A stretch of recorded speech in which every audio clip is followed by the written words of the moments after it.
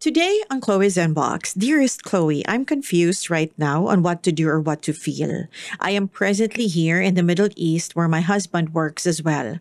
2 years ago, we almost ended up our relationship because of a third party on his side, but I still choose to forgive him because I love him. We are in a Christian community now. The problem is the girl we fought over is also our church mate, and we would get together every fellowship and service.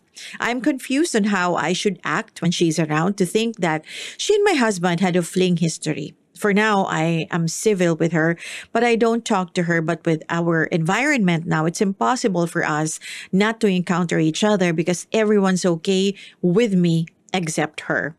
My husband and I are not talking about this. Maybe he's trying to get away from it or he doesn't want to talk about it. But I am very confused on what should I feel or how I should react about this. I would greatly appreciate your reaction and advice towards this. Thank you so much, DJ Chloe. Letter sender, Smile. Hi, Smile. I'm a Christian myself.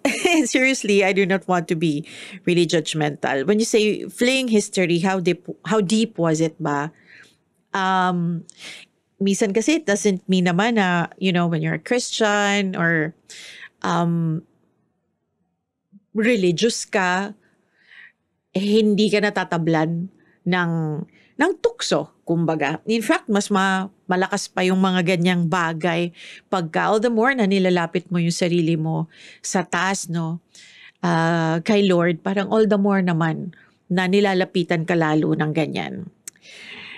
So, yung fling ba, was it like crush or nanligaw ang asawa mo sa kanya or nagkaroon ba sila ng relationship talaga? Or was it more of a physical relationship with no strings attached?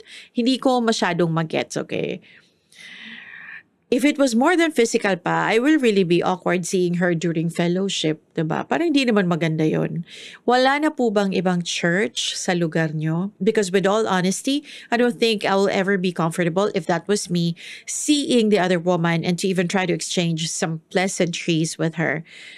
Baka mamaya, masabunutan mo pa yan, diba? So, I think you need to have a dialogue with your pastor or elders of your church. And if you can find another church, maybe it would be best na lumipat na lang kayo. Just my 2 cents. Parang ang awkward lang kasi, di ba? Kahit minsan sabihin mo na napatawad mo na or whatever. Every time makikita mo yon, may isip mo lagi na na baka mamaya, may pinaplano naman sila o nag-uusap sila behind my back and all. Siguro hanap na lang ng ibang church. And I think naman your elders or your pastor will understand. So thank you so much for your letter, Miss Smile. I hope that I was able to help. Mahirap yung ganyan diba?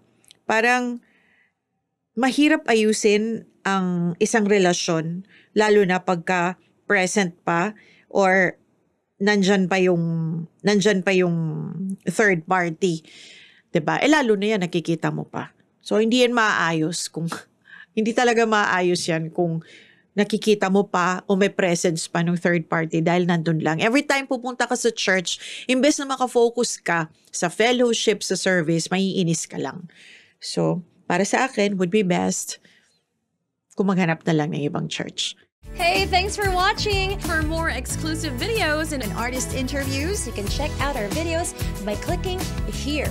And don't forget to follow us on our social media accounts too. Links are in the description below.